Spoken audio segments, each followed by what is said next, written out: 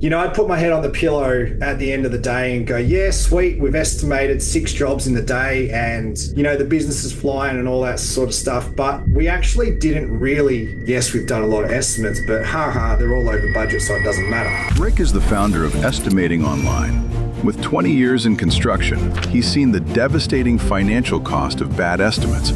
Today, he exposes the hard truths of quoting, the failure of traditional methods, and the exact mindset needed to scale a profitable business.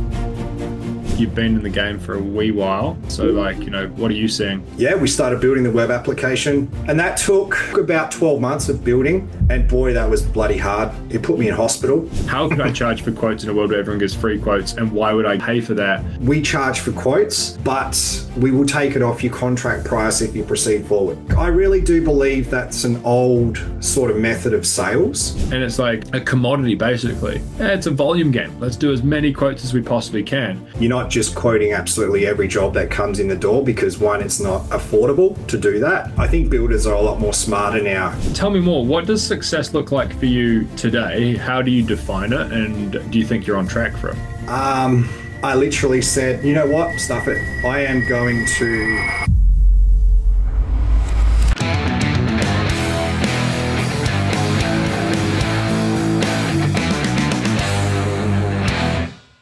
Alrighty, and we are live. Ladies and gentlemen, welcome to The Line again. I'm joined here today by Rick on the Builders Ladder podcast. What is up, Rick? How you doing? Who are you? Where are you from? And what do you run? Thanks for the invite on. We appreciate it. My name's Rick. I am from Estimating Online, and the business that we have is focusing on, improving builders' process with estimating to make sure that we're saving time and spending more time on site. That's the main focus of what we're up to. Awesome. I love it. So tell us, you've got an interesting history. We slid into each other's DMs, not in a dodgy way, just in a curiosity way. In a polite way. Not that kind of curious, like the other kind of polite way. We slid into each other's DMs on Instagram. Follow us if you're not there already. Estimating Online is the best one for you, is it? Yes, that's correct. Nice. And then Owen from TPB is my one. And we were chatting about process around how builders get good, accurate, or just feasibility quotes in and out the door to convert more, to protect their profit, to work with great clients and find a good client for a good builder and all the stuff that goes with that. And we'll get to that. But I'm curious to hear and understand your background. Walk me through where you started out your career and how you got into the game. Well, I think I'm going to make myself sound old here, but that's just how it is. I had my first job at a volume home builder in 2007. I was a maintenance coordinator and taking phone calls about roof leaks in winter. And, then there was a whole circle inside the building industry that I really wanted to get a part of, which was the scheduling part of the process. So then I got my first job counting bricks. And then that moved into measuring lintels and steel and taking that progress further. I think I got my first job in estimating, maybe 2009. Yeah, right. That was working on double-story construction. And from there, I've always enjoyed, sort of controlling the budgets, making sure that, the builder is making a profit and making sure the homeowner's, getting a fair deal at the same time. And then my journey from there onwards was, going into different sorts of elements of construction, multi-residential to apartment buildings to, commercial warehouses to, shopping centers. Mm-hmm. And then I decided to go on my own in 2017 and that's how Blue Level Estimating started. And then further into that, that's how Estimating Online got started because just the way the building industry has evolved and we've tried to adapt. Well, that's one thing I actually wanted to unpack, the changes that you've seen. I'll get to the business sides of it shortly. Yeah. But, tell me those changes. You've been in the game for a wee while. Brick counting to full bill of quantities to service to software. So, what are you seeing? Well, I think the homeowner is getting smarter. The builders are getting smarter as well. Mm-hmm. If we wind the clock back to, 2010 all the way through to 2015, builders would have to employ an estimator for $100,000 to $120,000 a year. And that's back then, remember? So that's a huge amount of money. Totally. And that's what they would have to use to tender on projects. And obviously, from 2017 to maybe 2020, maybe just a little bit past that, that's when estimators came into the game. Yes. So, estimating companies. I remember when I first started, I went to ABN search on the government website, and there was literally just like one page of estimators that you can find on there. You go onto, your ABN search right now, and there's at least like 10, 12 pages of estimating companies. They Yeah. just seem to be everywhere. Crazy, eh? So I feel like coming into the market of today in the building industry, there's a lot more consultants available, a lot more experienced consultants. Mhm. Just naturally, like with business, you're going to have, teams that don't do the right thing. I think Mhm. that's just normal. Mhm. But, employing staff seems to be definitely something that's not on the radar like it was back in, 2010, 2012, 2013. Well, to your point, like they're expensive. And I remember when I joined and started doing this myself, not back in fuck, it would have been 2014 actually. Yeah, 11 years ago. Man, I Yeah. haven't done the math. Okay, yeah.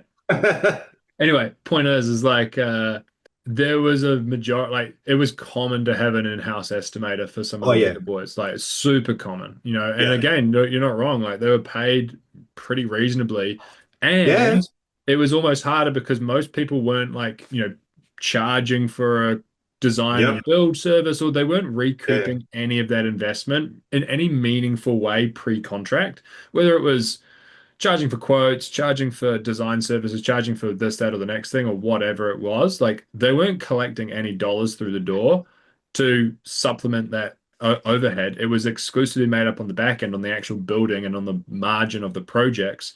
Um, and I remember having a conversation with one guy, a guy that used to be one of our specialty coaches, Mr. Russell Clark, and he had an in-house estimator, Peter. And I remember him telling the story about Peter getting like, you know, reasonably down in the dumps one day, and Russ going like, "What's up? What's the go?" And he's like, "Bro, I'm just quoting and pumping out all these quotes, and you don't Yeah. care whether or not they're closed at 10% or 45%."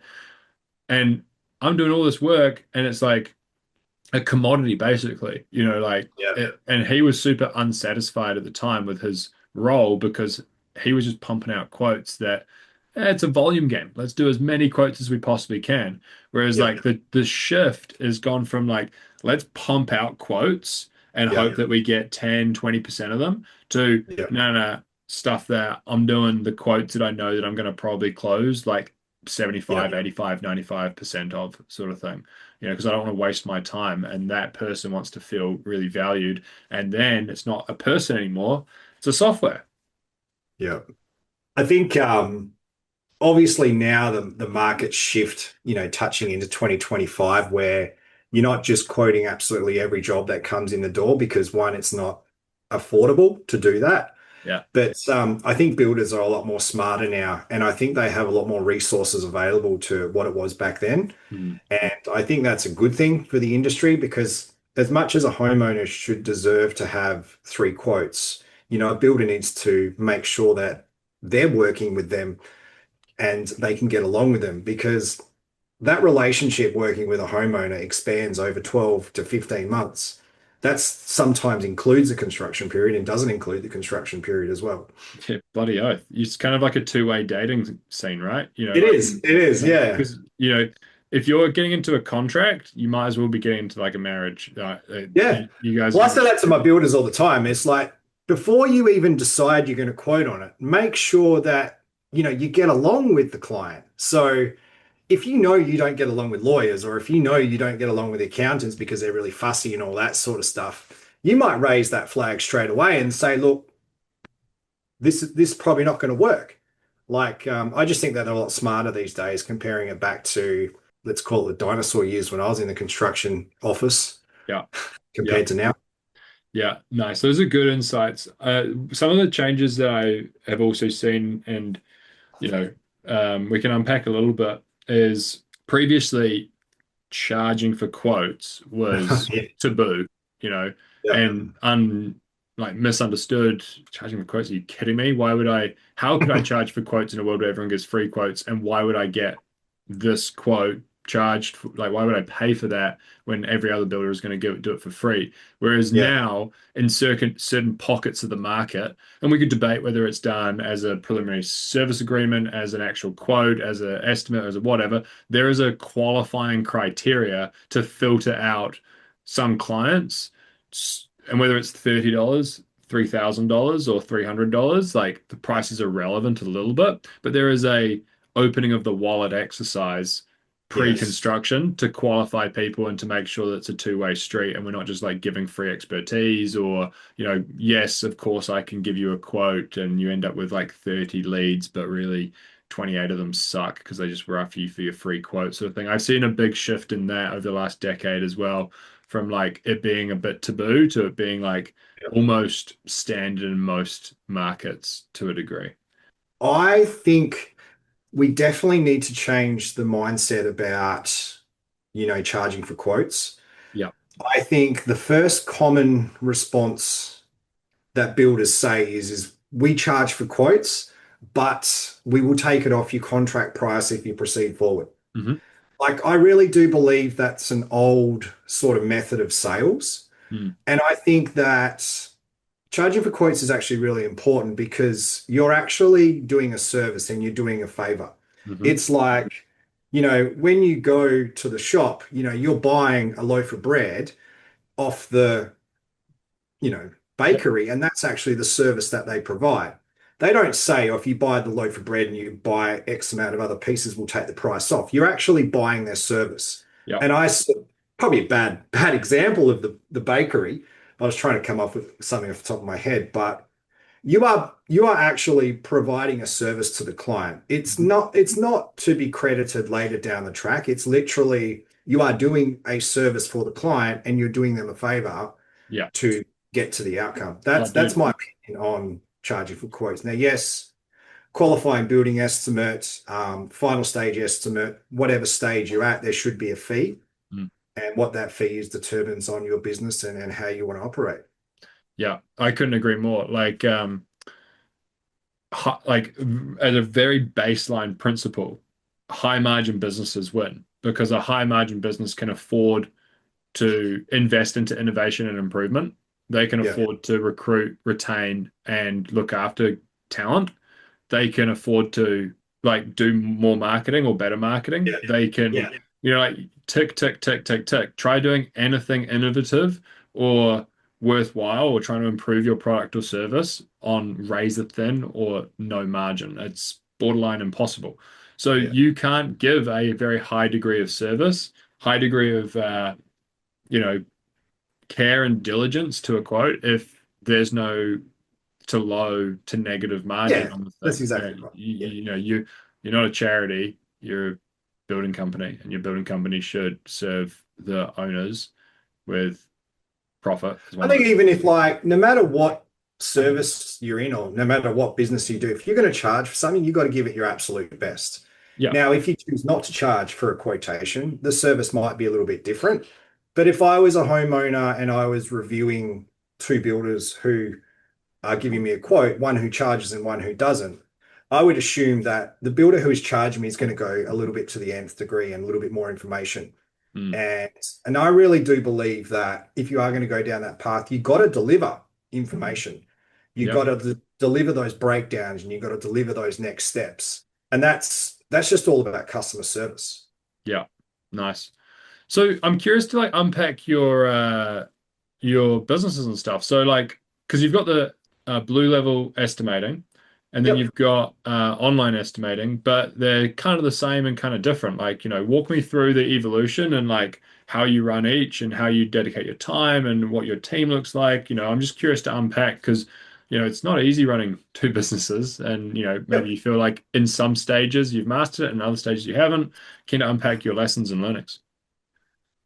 I mean, just before we were talking today, we were discussing about some of the strengths and weaknesses of our business. No matter what business you do, it's always difficult. Hmm. Uh, I haven't found the model. If I found the model, I probably wouldn't be here and I'd be doing something else 100 times better. Sure. But I couldn't be more proud of, where we are at the moment as a business. Awesome. What we've achieved over the past 7 years. we haven't helped absolutely every builder. We have probably put builders in situations where, they see a construction cost and they second guess themselves. Hmm. But I feel that's the role of an estimator, to be honest, sometimes. Yeah. But the journey of the two businesses is really interesting. So Blue Level Estimating started in 2017. The concept was I was actually thought I was going to help the homeowner. I actually thought that the estimations were going to be for the homeowner so they can negotiate with the builder. Hmm.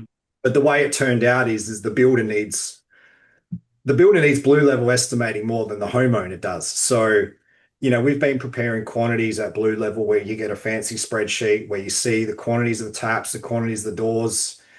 You can go into the spreadsheet, you can change the price, and it changes all the reporting and all that sort of stuff. And we actually hit a ceiling probably just after COVID. It would Hmm. have been 2023. We're doing really well as a business and all that sort of stuff, but we weren't growing. And I Hmm. felt like I had to either make a change inside of Blue Level or I had to come up with something different. Sure. Because I've always believed that if you're not pushing the boundaries, if you're not always trying to grow, Hmm. what's the purpose? It's like an athlete. Yeah. You are never ever at the best of your game, even in your prime. You can always keep training. And I look at that story of, some of the greats in the NBA basketball. Hmm. I don't want to dive too much into that side of things, but if you look at those stories, they're always trying to improve and always trying to grow. Yeah. So part of my story about estimating online is, I'd put my head on the pillow at the end of the day and go, yeah, sweet, we've estimated 6 jobs in the day and, the business is flying and all that sort of stuff. But we actually didn't really, as a company, we weren't ticking the goals of what I actually set out to do as a business because Sure. really the goal is to help. Yeah. The goal is not to make money. I mean, yeah, we make money, that's just all part of it. But if Yeah. we're not actually trying to help, what am I doing? Hmm. So I'd put my head on the pillow at night and say, great, we've done 6, 7 estimates, made X amount of dollars, but the builders were losing these tenders is Hmm. because most of the projects were over the client's budget or the client's been misled Yeah. from a consultant about what the budget should be. Yeah. Well, you're telling me that an architect drew something really amazing, but didn't take into account the budget? I wasn't going to say architect, Oh, I don't mind but casting if you want to stones. dive into that story, I can if you like. I've got into so much trouble about pointing the finger at architects. Yeah, well, I don't publish my number anywhere, so no one gives me calls, so it doesn't really matter. Anyway, I digress. So you wanting to make an impact, I massively subscribe. Yes. So, 2023 came along and, like I said, Blue Level was flying. We were doing a lot of work. The company actually wasn't growing, so I needed to make a change and all that sort of stuff. Hmm. And it was 11 o'clock at night. I think it was a Thursday. Um, I literally said, you know what? Stuff it. I am going to offer the building industry a web application where they can log into the system as a subscription. They can use all the tools that an estimator has. They can have all the answers. They can have all the systems. They can have all the data.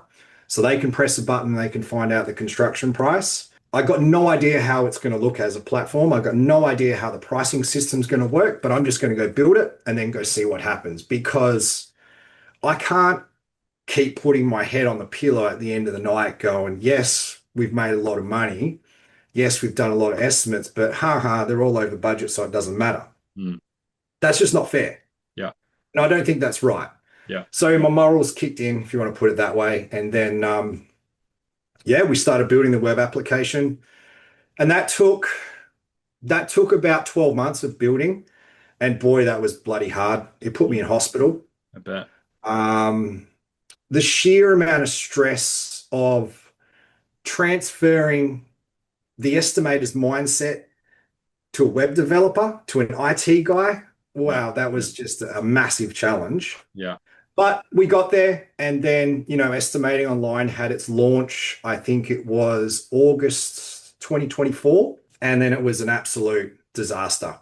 You know, Right. I sort of learned a few lessons about business in that journey, where it's like you can keep building on your product and you can keep improving your system, but that's what the part of growth of businesses is about. Yes. So we decided to launch in August where it wasn't a fully perfect system. And we started to collect payments of estimates and started collecting subscriptions. I wasn't charging anywhere near what we're charging now, Yeah. but the system grew. And I think the lesson that I learnt from that time period of 2023 to 2024 with estimating online is get in there and just have a crack. Yeah. Because if you sit back and wait and hold and hold and hold and hold, your business is never going to grow. Yeah. And, people talk to me a lot about now. It's like, oh, Rick, I want to create an app. I want to go do this, this, this. And I'm like, just start. Yeah. Like, just dive into it. If you don't think that it's perfect, don't worry about it. Just go forward and keep pushing because that's my story. Yeah. Because when we released in August last year, August 2024, it was absolute mess. The web design looked terrible. The interface was terrible, but we grew over Mhm. time. And then I actually shut the business down in December 2024. Mhm. And I said, look, we need to rebuild a few things. We rebuilt the website, rebuilt the back end data. And then January 2025 comes along and it's just been sensational. The support from builders, you know, who understand and want to grow has been absolutely massive. And, Yeah. Wow. they take advantage of, what we built as an estimator. But I feel like my data is protected as well. So they can't just steal it and duplicate it, a little bit like a spreadsheet. Mhm. So I've put all my cards on the table and I'm going to continue to do that as well. So here we Awesome. are, November 2025. Yeah. 12 months ago, And you sort of closed it and then relaunched it. Hey. yeah, so like I think my message here is that don't be afraid to have a crack. Yeah. And, a couple of the builders in my group, they approach me and say, "Oh, Rick, I want to do this in Facebook and I want to do this and this." I'm like, just go for it, bro. Just hit it. Yeah. There's no right or wrong answer in business. And I think that the more I dive into and think about my story, it's exactly that as well. It's Oh, like just go for it. it's so true. Like, you will learn far more and like iterate. Like if you're genuinely passionate about like building a great solution and a great product and a great business, you're going to improve and iterate as you go.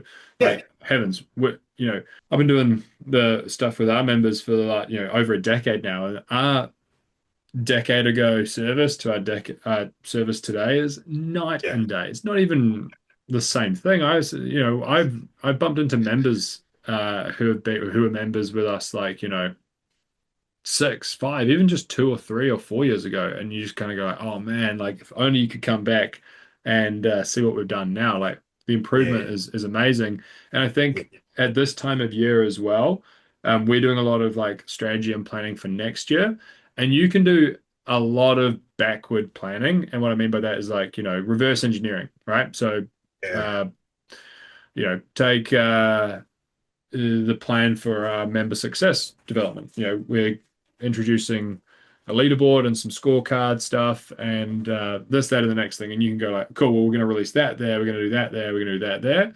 That requires this playbook. That requires this playbook. That requires this playbook. And we can plan backwards yeah, until the cows come home. And at a certain point, you just got to start running forwards and actually doing the work and implementing and work it out as you go to a degree, knowing that you've got smart people on your team who are well aligned, want the best outcome for your member, and you're going to seek that out via getting feedback, via learning yeah. and falling forward and all of that. So, I think like, yeah, I think it's important to just go into it as well and not be afraid of failure. yeah, I think a lot of builders that I talk to in my circle, they don't have like a massive support team behind them.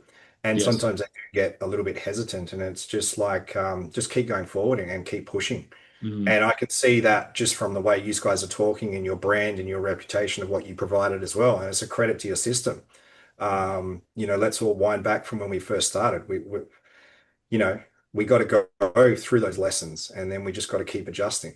Bloody oath, 100%. You learn a lot more from failure than you do from winning. Like Yeah. it's kind of like it sounds cute, but like our biggest winners on our program are often our biggest losers.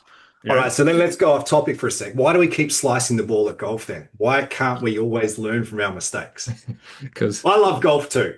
I love golf. Well, I think the reality is like life is fucking hard. Golf is hard, and you can do a lot, but there's going to be like law of large numbers, right? Like, there's always going to be a percentage or a bell curve or a pie chart that represents some failure. But And you know what? Like yeah, just touching base onto golf a little bit and how I yes, relate that into a little bit of sport. If you move the ball forward in your stance a little bit, or if you move your hands a little bit, that's going to change the path of your golf swing. yeah, Now, relate that back into business in our day to day. If we make some small changes, sometimes they could have big impact results. And, I take a lot out of my sport because I played a lot of sport when I was younger. And, I actually wasted a lot of my talent in my younger years because I was lazy and I just couldn't commit. yeah. But, sometimes making small adjustments can be so really, really big as well. And that's just my opinions and my thoughts. Everyone else has different strategies, but Mhm. yeah, the golf swing versus business maybe might not be relevant to what we're talking No, about it's a here. good analogy. What sport did you play? What was your background? I grew up playing baseball, Yeah, so I was right. a pitcher, and I had a couple of invites to go to college and university over in America, but I just didn't feel like I cut it. And then I played golf socially. Yeah, My dad got me into golf. Unfortunately, my dad's not with us anymore, but I love golf. Now I've reached into my 40s. I can't play baseball at the same level as I could. Also can't run as fast as I could. yeah. But yeah, I love my golf, and that's just another sort of hobby that I try to get into because if I'm always just business, business, business, the anxiety goes through the roof, the stress goes through the roof, and Mm. it's Yeah, not you good for gotta. the mind. Sorry to hear about your old man. But you're right around the sport. Like you got to have a little valve that lets you let some steam off, whether that's lifting weights or going for a run or playing golf or Yeah, doing baseball or whatever. My takeaway from when I was playing sport is upon reflection. At the time, I didn't think this. I thought I was the God, fucking bee's knees. Um, but yeah. like upon reflection, I played water polo at an international level All and right. overseas at different clubs, and I was good but never great. We just had the FINA World Champs in Singapore, and they had the swimmers, the water polo players, the diving, long distance swimming, synchro, presumably. Like it's the FINA World Champs, right? And there were people there at that World Champs that I'd played against and played with in water polo. And thank God the business is doing well because if the business was poorly performing and I'd missed the boat on, playing at that sort of level of sport, I'd have been really Yeah. gutted. But the takeaway that I have had after like many years of reflection is that when I was playing sport, I was a generalist. So I was pretty good at a few positions. So I Yeah. was fast. I had good stamina. I was good passer. I'd score occasionally, Yeah. but I'd have a lot of assists. I could come off the bench and I could start. But I was never first name on the sheet because I could score or because I could do something particularly well. Whereas in business, the times that I've seen team members of ours do phenomenally well is when they've been savages, specialists at something, Oh, right? yeah. We've got a head of member success. And then chunking that down, we've got somebody that supports with estimating and Yeah. pricing, somebody that supports with sales and marketing, somebody that supports with Yeah. team and leadership and recruitment on site. And it's like the people that do really well have a specialist Yeah. focus and they're able to absolutely be the person when it comes to a particular thing. And Yes. like you look at like the best sportsmen people in the world and like, you can make some arguments that the outliers prove the rule, but like, Rafael Nadal, Clay, right? Yeah. Um, and you're like, you're a specialist, and you look at like, Andy Murray, a bit of a generalist, maybe. Maybe he's just the tier below. I mean, another period, he's probably like the superstar, but you Yeah. get the idea, right? So a lot of lessons from sport. I couldn't agree more. Yeah. No, I definitely agree with the specialists. I think that maybe that was one of the things that was the reason why blue level estimating was capped, in that 2023 time period was because I try to do a lot of stuff myself. Sure. I also didn't believe in outsourcing a lot of stuff then, and maybe that was one of the reasons why I did fail a little bit. But that's why. moving forward with estimating online, I've tried to take a different approach, and you got to engage with specialists. Like I'm about to in 2026, I'm going to engage with some video creators as well Hmm. to help improve the quality of my digital presence. Nice. But you got to do those small things. Yeah. Awesome. So interesting and inspiring story. So, like, tell me more. What does success look like for you today? How do you define it? And do you think you're on track for it? Well, me for success, I really think that I'm really successful, um, based on from where I come from. Hmm. So my history going backwards was, I'm just a broke kid from an outer suburbs town. Sure. And from where I am today, owning a business with one, two, three, four staff Hmm. inside of my company, I think that I've done great, and I think it's successful. However, when you compare me against other businesses, I don't think I am as successful. Sure. So personally, inside me, really happy with the journey. Hmm. What defines success? I think what defines success is what you want to make it to be. If you're a builder or if you're an estimator or if you're an architect and you desire to do your absolute best to look after five or six customers a year and you tick that box, that's success. Does that mean that in the business industry you're successful? Maybe not. Do you have the largest brand or do you have win the most awards at the awards night and all that sort of stuff? Like, I think success is based on what you feel, not what society says. Hmm. So, um, I think that the business I've created is great. I'm not going to say it's perfect. Is it successful in relation to the market? I don't know that exact answer, but I do know we're pushing forward and trying to do the right things. So Awesome. to define success, that's just my thoughts. Nice. I love it. And what's kind of like on the cards for the next 12 months or so? Like talked about the leveling up your video and like doing more Yeah, series and definitely. I stuff, need like to big. improve that game. Definitely. Sure, sure. So Um, tell me more. Like that's because we talk a lot, and people will have listened to this podcast, will have heard me talk about this previously around like thinking in bets. Like you get 52 chips on the table, 52 weeks. Where are you placing your bets? Show me your calendar, show me your bank account of where you're yeah, putting your yeah. time, energy, and attention. Like one of those bets that you're taking is by the sound of it, education and content. Where are the other areas that you're placing your bets? I think my focus in 2026 is the education part. Nice. It's I need to do a better job at advising builders that software is not a scary word. Hmm. I've said this in one of my videos before. The amount of people that I call and I speak to, they're like, "Oh no, we don't want to touch software." And I'm like, "It's not as bad as you think." Yeah. So my main focus 2026 is to educate. I want to get involved a little bit more in the community. I want to start to share the message, probably face to face, and say, "Hey guys, there is a better way to do things. If you can take the time, listen to the process, what we're trying to pitch, along with the support of the builders around us, because what I'm pitching as a process is not exactly just from me. It's, from the 180, 200 members who are already in the group, Mhm. basically helping us build that process. And Awesome. it's from professionals like yourself, Owen. It's like giving that advice and building it all together. This company and this journey is not just everything from me. It's about putting it all together. Mm. So 2026 for me is going to be all about the education. I think we are going to, well, I know I'm going to jump on the plane and go to many events as possible. I've got one booked in Brisbane. I've got one booked in Melbourne, and looking to expand that network a little bit more. But in relation to business success wise, I don't really have a target.